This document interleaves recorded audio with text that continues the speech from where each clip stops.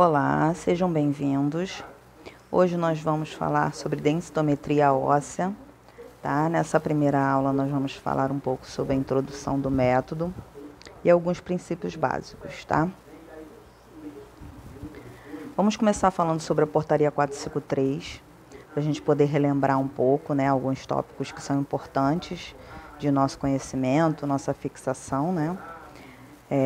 Sempre que a gente trabalha com equipamentos emissores de radiação, a gente precisa relembrar esses fatores para deixar sempre tudo bem vívido na nossa cabeça sobre os métodos de proteção radiológica.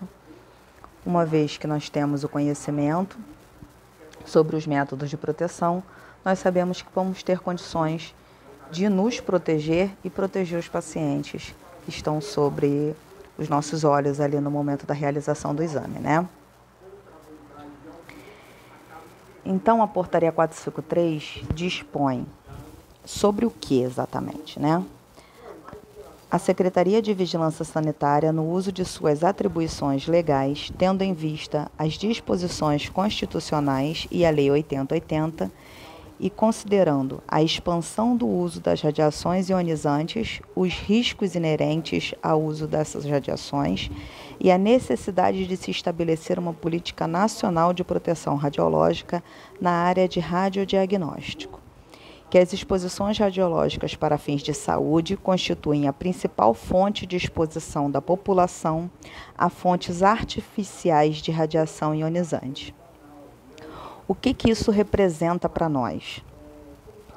Literalmente, de modo geral, né, a gente sabe, até de certa forma bem ampla, que a população em geral não tem nenhum tipo de conhecimento sobre os malefícios, sobre os tipos, as formas de exposição, desconhecem totalmente sobre radiação, né?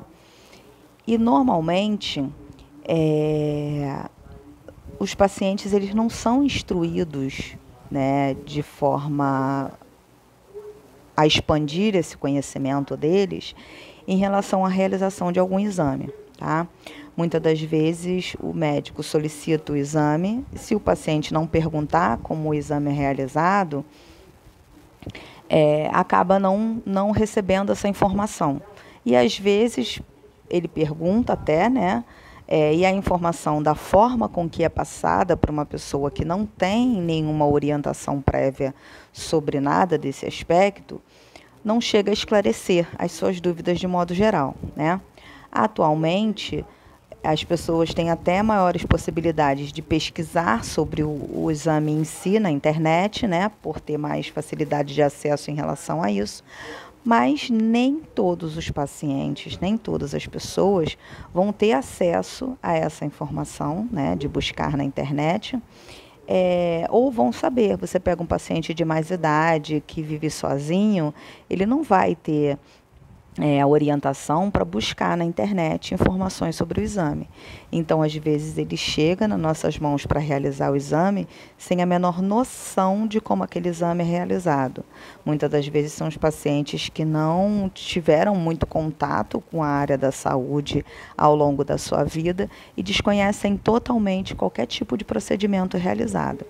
Então, a gente tem que ter muita orientação em relação a todos os métodos que estão sobre os nossos controles, né, os nossos comandos, até mesmo para poder orientar o paciente, mesmo que seja de uma forma rápida, de uma forma prévia, antes de começar o exame, para que muitas das vezes uma dúvida que o paciente tenha durante a realização do exame, um receio, um desconforto, chegue até mesmo a interromper o exame, tá? Então, é sempre bom nós orientarmos o paciente em relação a todos os procedimentos que vão ser realizados, para que não ocorra nenhum tipo de interrupção durante o exame, muitas das vezes por uma coisa que poderia ter sido orientada anteriormente, tá? Outra coisa que a gente precisa também ter muito conhecimento é sobre os métodos de proteção radiológica, quando eles vão ser aplicados e como eles vão ser aplicados. Por que a gente precisa ter amplos conhecimentos em relação a isso? De forma bem simples, porque nossa ferramenta de trabalho são as radiações ionizantes. Nós estudamos sobre isso, nós devemos ter orientação sobre isso para que a gente possa proteger, prevenir as pessoas que não têm esse conhecimento. Até mesmo repassar esse conhecimento para quem trabalha próximo da gente, próximo do nosso setor e não tem esse conhecimento dentro do seu conteúdo dentro do seu cronograma de ensino. Por exemplo, muitas das vezes a equipe de enfermagem, dependendo do setor que trabalha, não tem um contato mais próximo com o pessoal da radiologia, então às vezes elas não têm nenhum tipo de orientação sobre como se proteger, como proceder, por exemplo, distância da fonte que elas precisam ficar. Então, esse tipo de orientação somos nós que vamos passar, porque nós temos esse conhecimento, tá?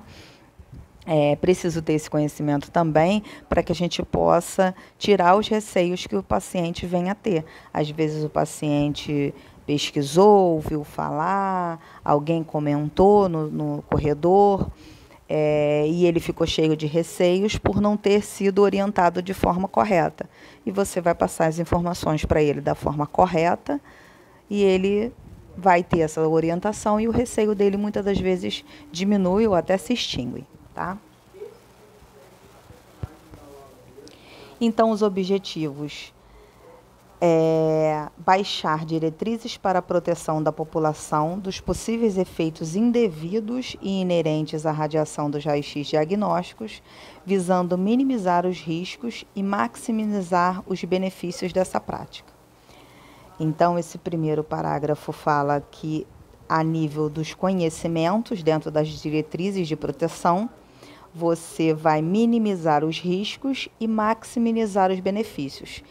Então, você vai obter o máximo possível dos métodos, expondo sempre o mínimo possível, tá?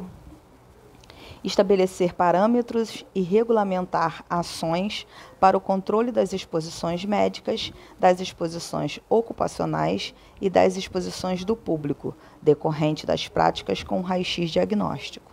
Então, esse aqui a gente já falou bastante sobre ele no começo, né? A gente vai ter conhecimento para controlar as exposições ocupacionais, que é a nossa, dos profissionais, exposição do público, pacientes e acompanhantes.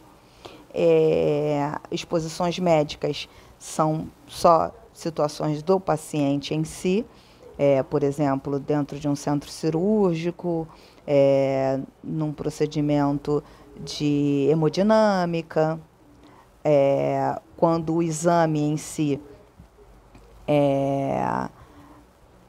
influencia nessa situação de opção do médico, né? Por exemplo, a gente vai ter situações em que o exame mais recomendável para determinada situação é o exame que vai ter a exposição do paciente à radiação.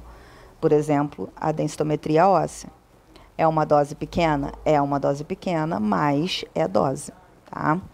A gente sabe muito bem que vão ter situações que vão ocorrer a nível de exposição que vão ser independentes da dose radiológica recebida, tá? Então, independente da dose, independente da quantidade de vezes que o paciente é submetido a determinado procedimento, dependendo da situação, isso não vai ter influência, tá? Então, a gente nunca pode pensar que é só um examezinho ou só um procedimentozinho. É uma dose que o paciente está recebendo e ponto final, tá? Estabelecer requisitos para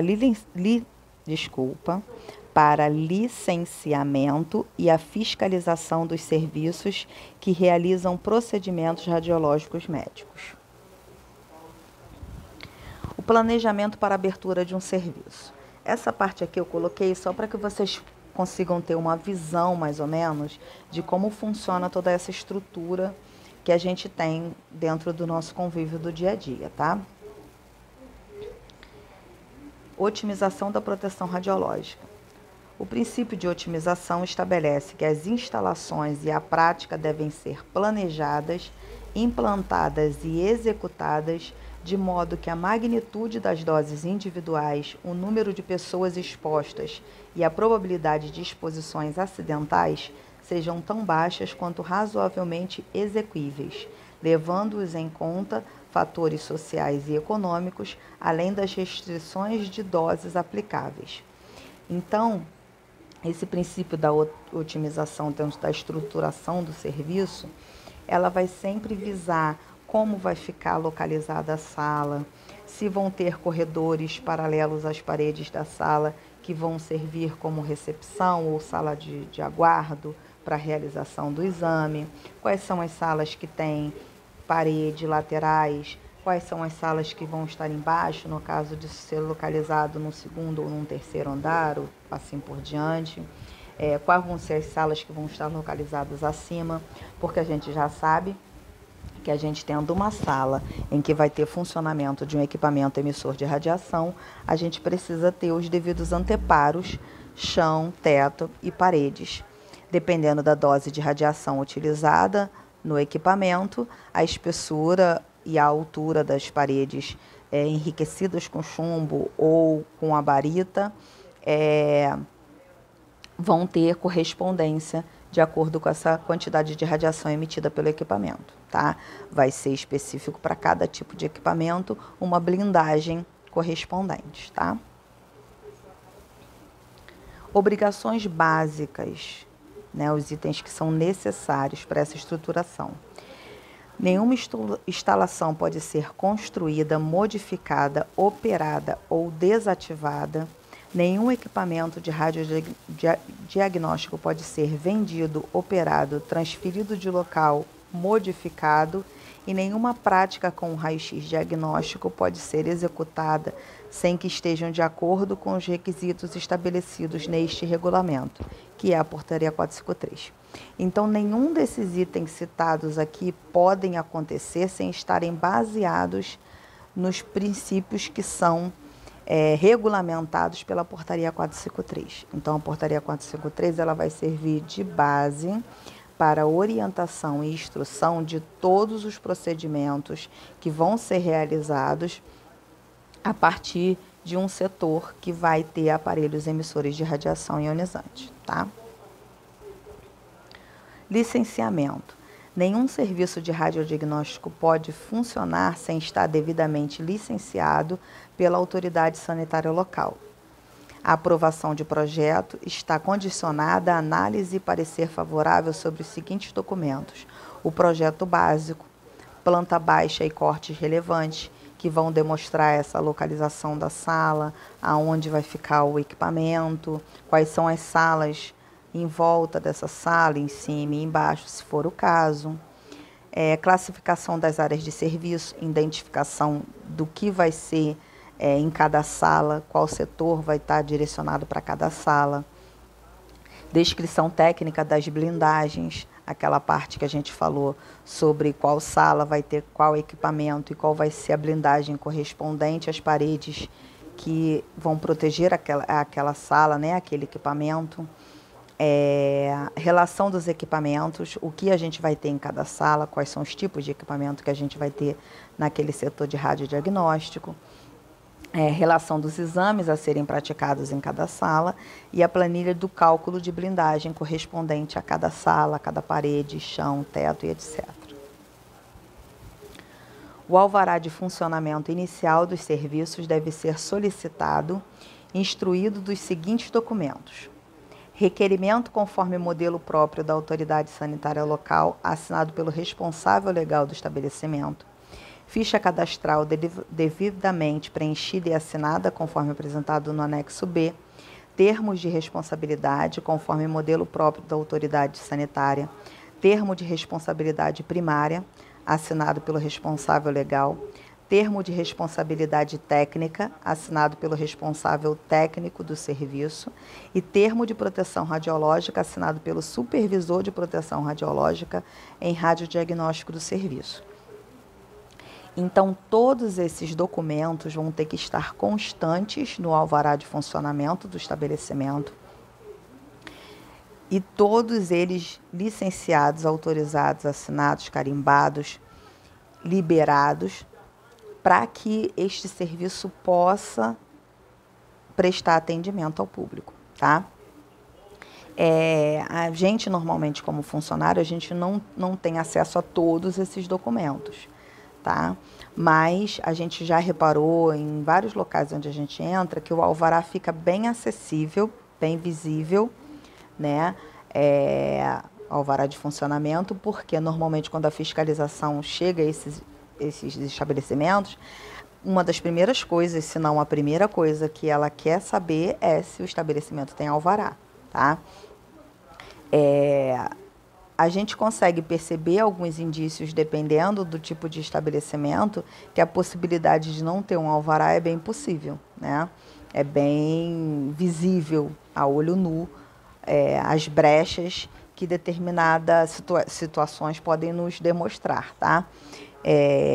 Então, a gente tem que tomar muito cuidado em relação a trabalhar num estabelecimento que não tenha um alvará de funcionamento para exercer funções com equipamentos de radiodiagnóstico, tá? Uma vez que nós temos conhecimento, devemos ter um amplo conhecimento e uma ampla visualização em relação à portaria 453.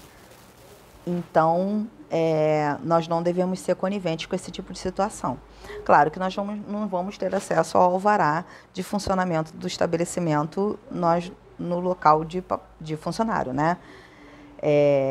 Mas a gente consegue perceber alguns indícios e a gente fica com a pulguinha atrás da orelha.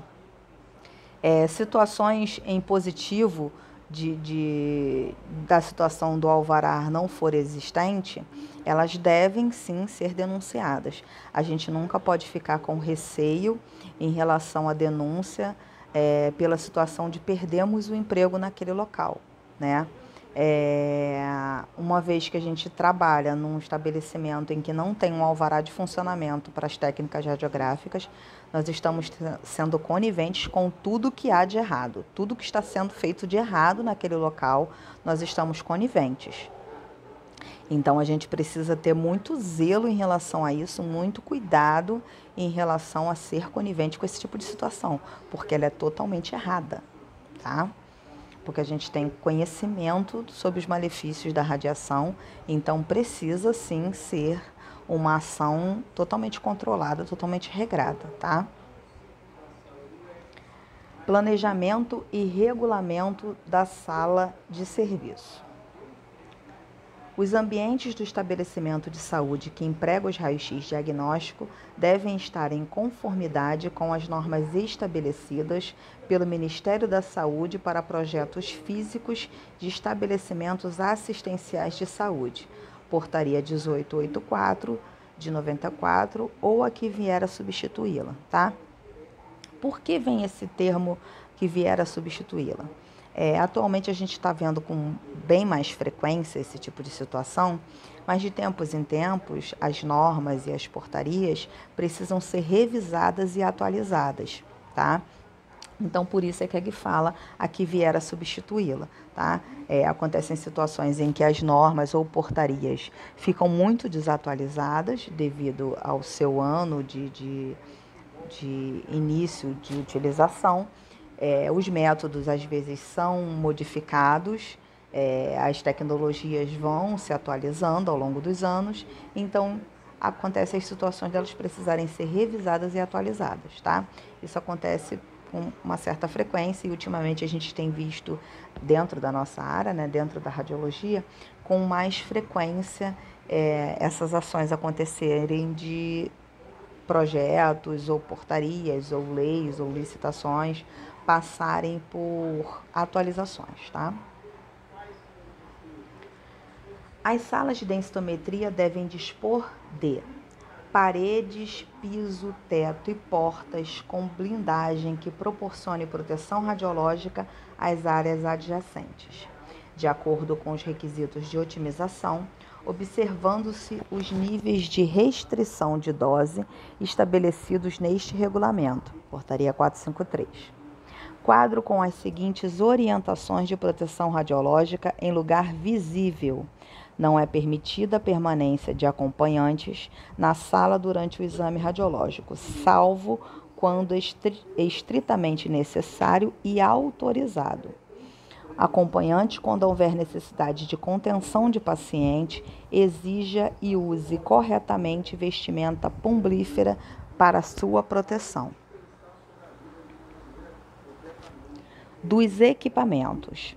Os aparelhos de densitometria devem possuir gerador do tipo pulsado, retificado ou de armazenamento de carga. Fica proibida a utilização de sistemas autorretificados ou de retificação de meia onda. Quando houver sistema de controle automático de exposição, o painel de controle deve possuir uma indicação clara de quando se utiliza este módulo de operação. A absorção produzida pela mesa ou pelo porta-chassi verticalmente deve ser no máximo equivalente a 1,2 milímetro de chumbo a 100 kVp. Por que essa absorção tem que ser fixa? Porque a dose de radiação utilizada em densitometria é bem baixa. Então, a gente não pode ter um material que vai proporcionar uma absorção muito intensa, que senão a gente perde praticamente toda a radiação que a gente está produzindo por ela ter uma dose muito baixa, tá? Controle de materiais e insumos. Insumo radiológico é toda sobra de material usado na realização de exames, como filme, químicos, frascos de medicamento, no caso contraste na sua maioria, e materiais pérfuro-cortantes, que são normalmente utilizados para fazer punção venosa no paciente, tá? Cada material tem seu método de ser reciclado e desprezado. Normalmente a gente consegue essa informação de forma mais direta ou com o próprio pessoal que faz a recolha desse material, tá? O pessoal da limpeza, ou até mesmo com a chefia de enfermagem, elas têm essa informação para nos passar, para nos orientar de forma mais direta, porque nós não temos muito contato com essa parte. Filme velado ou usado, assim como fixador, é revendido para empresas que retiram a prata que neles se concentram.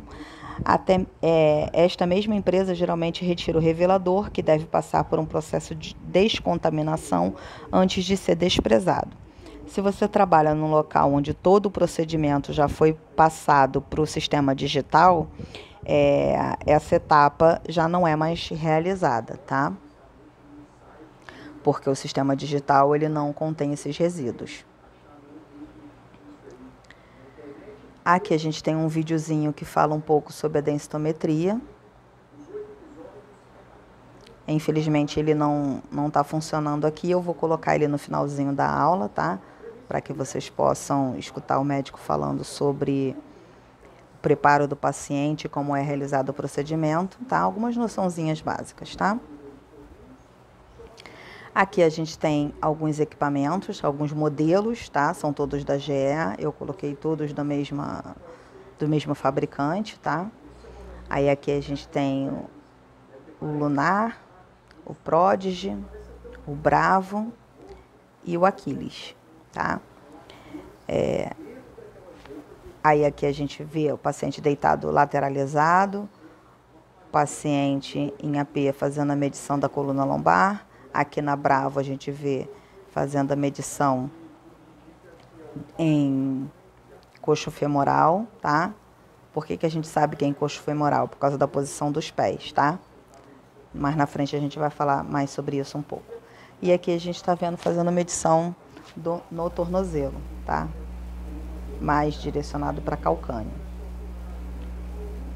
Então a gente vê que tem vários tipos de equipamento, vários modelos diferentes e formas diferentes também de fazer medição, tá? As mais comuns são coluna lombar e coxo femoral, mas também pode ser realizada antebraço e calcâneo. Aqui a gente vê um modelo, tá, de um equipamento que fez uma medição de corpo inteiro. Aí aqui a gente tem o gráfico e os valores de medição, tá, que vão ser interpretados pelo médico a fim de constituir o laudo do paciente, tá?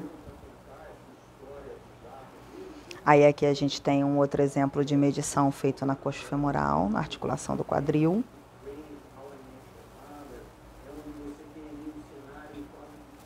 Aqui a gente tem uma imagem que demonstra né, um pedacinho de uma peça na coxa femoral em que demonstra o osso normal e o osso osteoporótico, tá? Então a gente percebe que os espaços preenchidos por cálcio de um osso normal por um osso com osteoporose demonstra uma situação de um desgaste muito maior, bem mais intenso, e basicamente essa situação da osteoporose, a situação dessa perda de mineral ósseo, é que vai acabar ocasionando as situações de fratura com mais facilidade e mais frequência, né?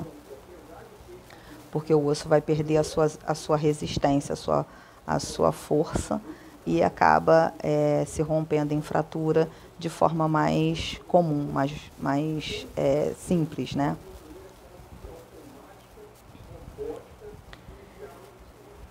Então aqui a gente começa a falar sobre a densitometria, que é a especialidade e métodos de investigação na análise da densidade mineral óssea para o diagnóstico da osteoporose. A importância do diagnóstico precoce aumentou o interesse pela densitometria óssea e afetou de forma significativa a detecção e o tratamento preventivo para a osteoporose. O objetivo da densitometria é mensurar a densidade óssea mineral, detectar a perda de massa óssea, diagnosticar a osteoporose e avaliar a resposta da terapia à prevenção da osteoporose. Falando um pouquinho sobre o histórico da densitometria óssea, ela foi desenvolvida por John Cameron e James Sorenson em 1963. O primeiro aparelho de densitometria óssea comercial foi desenvolvido na Universidade de Wisconsin em 1972. E o primeiro aparelho a chegar no Brasil foi em 1989. As indicações médicas para densitometria óssea. Mulheres com idade igual ou superior a 65 anos, mulheres em pós-menopausa, homens acima de 70 anos, adultos com histórico de fratura por fragilidade óssea e adultos usando medicamentos com baixa massa óssea. Pacientes monitorando a evolução da terapia da osteoporose. Então vamos falar um pouquinho sobre a osteopenia. A osteopenia é a diminuição de massa óssea causada pela perda de cálcio, onde os ossos tornam-se mais frágeis e que, se não for rapidamente tratada, pode evoluir para a osteoporose. Classifica-se como osteopenia casos em que a massa óssea é de 10 a 25% menor que a considerada normal. Perdas maiores de massa óssea levam ao diagnóstico clínico da osteoporose. Então, existem os valores de densidade óssea consideradas normais, que são do público em geral, que não está passando por nenhum quadro patológico que demonstre essa situação de perda mineral óssea, tá? E a partir desse valor considerado normal, nós vamos ter os valores de 10 a 25% menor, que é considerada a osteopenia, que é como se fosse o quadro inicial da osteoporose, tá? E nesse tipo de situação em que esse diagnóstico é obtido nessa fase, as condições de recuperação do paciente se tornam bem maiores do que quando o paciente já está com a osteoporose, tá? Então, o ideal é que dentro daquele quadro de idade, de condições do paciente que a gente tem, mulheres, 65 anos, osteoporose e homens a partir dos 70 anos, seja feito de forma preventiva o exame, mesmo que o paciente não tenha nenhum outro quadro que indique a necessidade da realização da densitometria óssea, a partir daquela idade, ou a mulher antes dos 65 anos que entrou na menopausa, que ela busque esse método de forma preventiva, tá? Então, vai no ginecologista, vai explicar para ele a situação. Normalmente, se tiver já naquela idade, ele já vai solicitar dentro dos exames de rotina. E se for numa situação de uma paciente mais nova do que de 65 anos que esteja na menopausa, vai solicitar também para fazer parte dos exames de rotina dela, tá? E a osteoporose? A osteoporose é considerada um grave problema de saúde pública. É uma doença crônica, né? É considerada uma doença crônica. A osteoporose é uma doença que se caracteriza pela diminuição da densidade óssea, perda da massa óssea, deixando os ossos fragilizados, como a gente viu lá na imagem, né? Literalmente os espaços, né? Os buracos, as crateras no osso, acabam ficando muito maiores do que no osso saudável. Ou seja, desenvolve os ossos ocos, finos e de extrema sensibilidade, o que facilita a ocorrência de fraturas após traumas mínimos. Então, às vezes ocorre, é bem comum, por exemplo, pacientes idosos com osteoporose que caem sentados, que é o que a gente chama de queda da própria altura, e essa situação causa fratura quadril, coxo femoral, fêmur, coluna, por causa desse quadro de osteoporose, tá? Por causa dessa fragilidade dos ossos. Grupos de risco: ser mulher, ter mais de 65 anos, ser da raça caucasiana ou asiática, ter histórico familiar de osteoporose, ser magra ou ter baixo índice de massa corporal, fumar, consumir álcool excessivamente, consumir cafeína em excesso, ter hipertiroidismo e tomar medicamentos com substâncias cortisona. Então, se você for analisar os itens do grupo de risco, tem pessoas que vão se enquadrar, se não em todos, na maioria. Então, os itens do grupo de risco, eles são praticamente comuns a muitas pessoas, né? Então, a possibilidade de uma grande quantidade de pessoas serem acometidas pela osteoporose é muito grande. Aí aqui a gente tem um corte do osso, mostrando em cima o osso normal e embaixo o osso acometido pela osteoporose. Consequências dessa situação, né?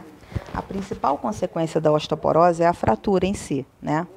Ter ossos quebrados, principalmente em idades avançadas, que muitas das vezes o paciente não pode passar pelo procedimento cirúrgico, pode significar muito mais do que um simples período de imobilização usando gesso. Porque dependendo da situação, dependendo do quadro do paciente, né, o quadro físico geral do paciente, o paciente não pode passar por procedimento cirúrgico.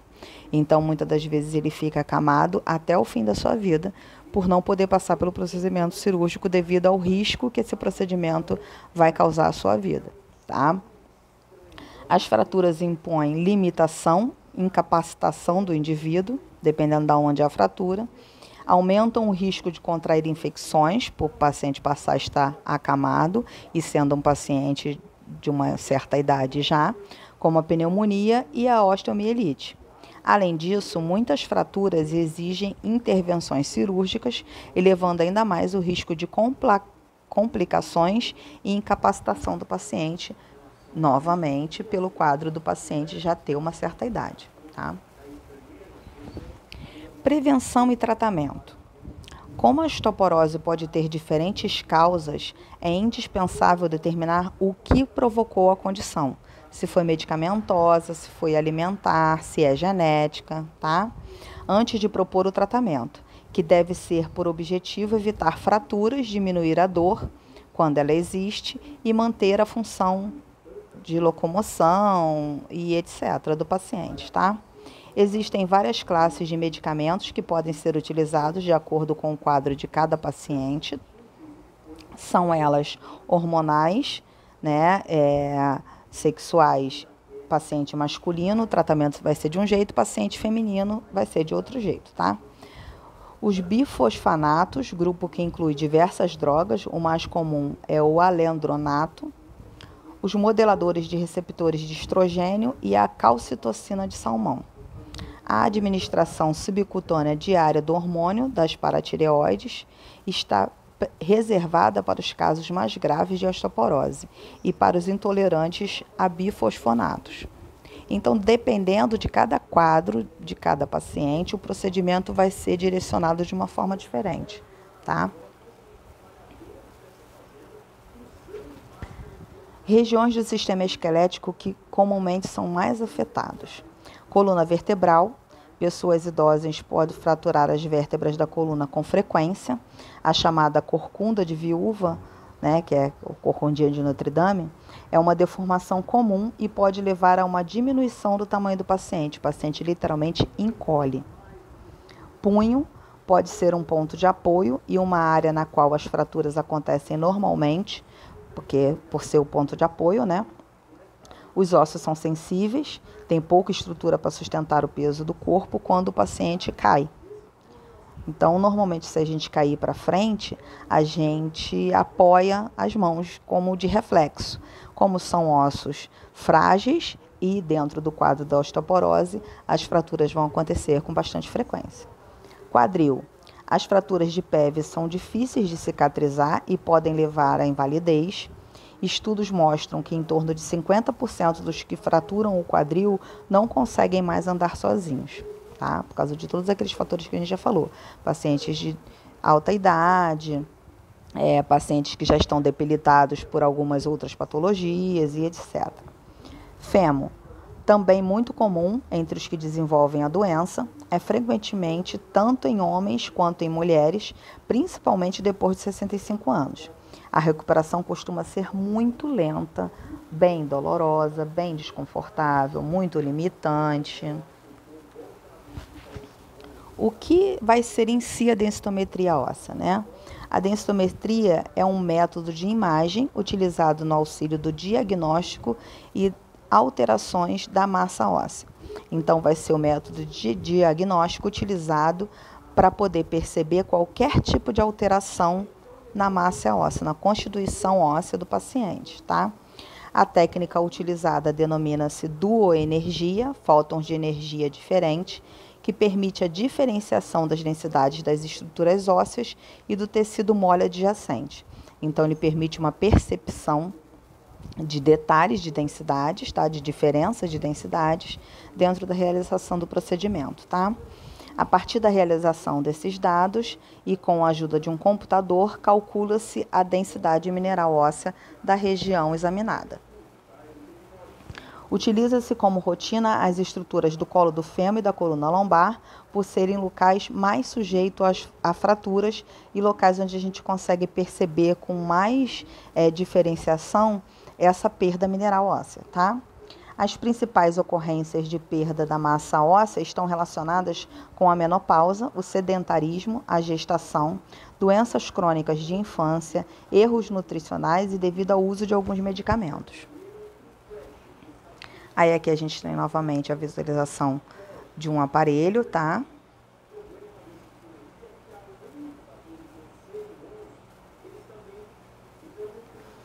Aqui a gente tem a visualização de um exame do colo do fêmur. Percebam que não é uma imagem em que a gente consegue perceber nenhum outro tipo de fator diagnóstico na imagem, mas a gente consegue perceber a cártica óssea, que fica mais esbranquiçada na nossa imagem. A parte onde o osso tem mais densidade fica mais esbranquiçada e a parte onde o osso tem menos densidade fica mais escurecida, tá? E dentro do sistema operacional da máquina, ele faz o cálculo dessa região. A gente tem aqui as marcações, né, que o aparelho faz para realizar a medição dessa densidade óssea nessa região. Aqui a gente tem também o exame da coluna lombar e aqui nós temos uma visualização diferente da imagem, em que a gente vê as tonalidades diferentes dentro da imagem, tá? As imagens, por exemplo, a imagenzinha que sai no exame, literalmente é ilustrativa, né? Os cálculos são feitos e os cálculos aparecem embaixo, igual naquelas primeiras imagens que eu mostrei para vocês dos exames. A densitometria óssea seriada permite o estudo da progressão da doença, o prognóstico de áreas sujeitas a fraturas e a avaliação do tratamento, que inclui medidas higienodietéticas e medicamentosas. A perda da massa óssea e suas consequências tem enorme percussão socioeconômica, configurando-se como uma das patologias que mais envolve gastos pelo sistema de saúde. Aqui a gente tem medição corporal, medição do fêmur, coluna lombar, do fêmur novamente, só que essa imagem o paciente tem uma prótese, e do antebraço aqui embaixo. Composição dos equipamentos de densitometria óssea. Os equipamentos de densitometria óssea são compostos por 2 itens fundamentais, o hardware e o software. O hardware de um densitômetro é composto por mesa escaneadora, que consiste da mesa e o braço escaneador, computador, teclado, monitor e impressora. O software de um densitômetro é o programa que nós utilizamos para a visualização da coluna, fêmur, corpo inteiro e esporadicamente extremidades. Este contém várias telas que levam você a diferentes programas operacionais, dependendo da região que você vai examinar, etc. Princípios básicos de um densitômetro. A densitometria mede a quantidade de radiação absorvida pelo corpo ou segmento desejado, calculando a diferença entre a radiação emitida pela fonte de radiação e a que sensibiliza um detector de fótons. O princípio de dupla emissão de raio-x baseia-se no fato de que as características de atenuação diferem no osso e nos tecidos moles em função da energia dos feixes de raio-x. A diferença na atenuação entre o osso e o tecido mole é maior no feixe de baixa energia. Um contorno de atenuação é então formado, permitindo a quantificação do mineral e da massa de tecidos moles, massa magra e massa gorda. O colimador pode apresentar um feixe único ou leque de feixes. No caso do feixe único, ou pencil beam, os movimentos são lineares de um lado para o outro. E no caso do leque de feixes, ou fan beam, o movimento é único de varredura sobre o paciente com um menor tempo. Dose de radiação do exame é somente de 1 a 3 milisievert, dependendo do local da aquisição. Aí aqui a gente tem a visualização do pencil beam, tá? E o fan beam. Cuidados com o densitômetro. Controle de temperatura igual a 18 a 25 graus para o equipamento, sem oscilação maior que 2 graus durante as 24 horas de medição, né, dessa temperatura. Umidade relativa do ar entre 20% a 18%, novamente sem variação. Poeira, fumo, névoas devem ser evitadas por serem prejudiciais ao aparelho. Corpo estranho, que eventualmente podem cair dentro do aparelho, tá? Então, o ideal é que a gente solicite ao paciente a retirada dos itens que a gente acha que possam vir a cair dentro do equipamento, um brinco, uma coisa qualquer, tá? Solventes devem ser evitados na realização da limpeza. Disposição dos cabos com proteção. Os cabos devem estar protegidos para que não haja nenhum rompimento dos cabos. Corrente elétrica estável. Armazenamento de dados, o backup do aparelho, né, deve ser constante por causa das informações de exame que são realizadas. Na maioria dos casos, o computador que a gente realiza o exame, ele já está conectado a uma rede que a gente já envia esses exames direto para o sistema de armazenagem do estabelecimento onde a gente trabalha, mas no caso de não haver essa situação, nós temos que fazer o backup das informações de tempos em tempos, porque a memória do sistema acaba se enchendo, né? Controle de qualidade, importante para detectar alterações precocemente, antes que o equipamento venha a parar de funcionar devido a esses acontecimentos, né? Não deixar cair líquido no computador, isso aí não deveria nem ser necessário ser dito, né? Mas é sempre bom afirmar, né? Para que não não ocorra nenhum tipo de esquecimento em relação a isso. Não usar força para manusear o braço escaneador, porque ele pode vir a quebrar. Não comer na sala de exame, né? Um princípio bem repetido dentro da radiologia, mas que infelizmente acaba caindo no esquecimento e as pessoas acabam fazendo, mas não é uma boa ideia, porque pode ocorrer qualquer tipo de situação em que o alimento venha a cair no maquinário e isso pode deteriorar as máquinas e seu funcionamento. As radiações dentro da densitometria óssea. A taxa de exposição para o volume varia de 0,03 milisievert a uma distância de 1 metro do equipamento a 2,30 milisievert, com distância de 3 metros. As medições realizadas por empresas e técnicas da CENEM mostram que durante um procedimento de DO tem que manter distância durante o exame, distância do scanner. Não há necessidade do equipamento de proteção individual e barreiras físicas. Com isso, não há a necessidade de blindar a sala de densitometria óssea, tá? Então, aqui a gente tem algumas perguntas frequentes em relação aos procedimentos de densitometria óssea. O que é a densitometria óssea? Que é uma análise computadorizada da quantidade de cálcio e de outros materiais contidos nos ossos, tendo como finalidade principal o diagnóstico da osteoporose. Utiliza uma fonte de raio-x duoenergética para a aquisição da imagem da coluna lombar, fêmur proximal ou corpo inteiro e acrescentando punho e tornozelo em situações esporádicas. Quanto tempo leva o exame?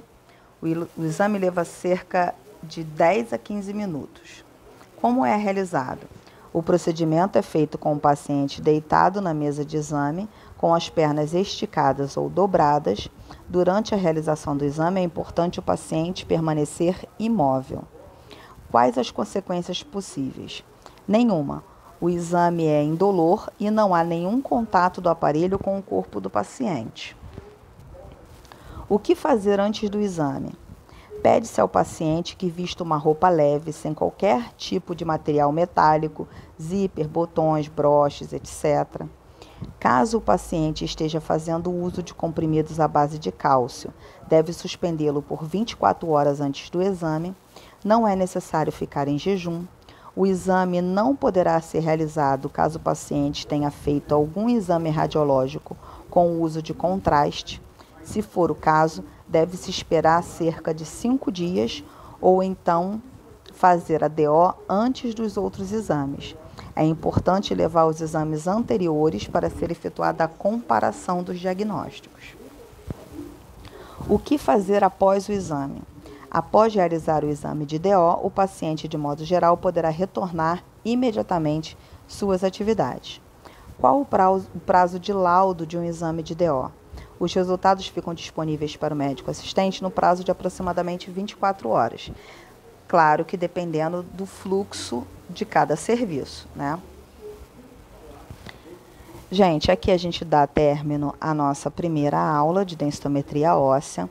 Qualquer dúvida é só entrar em contato, tá bom? Espero que vocês tenham gostado e até um próximo encontro.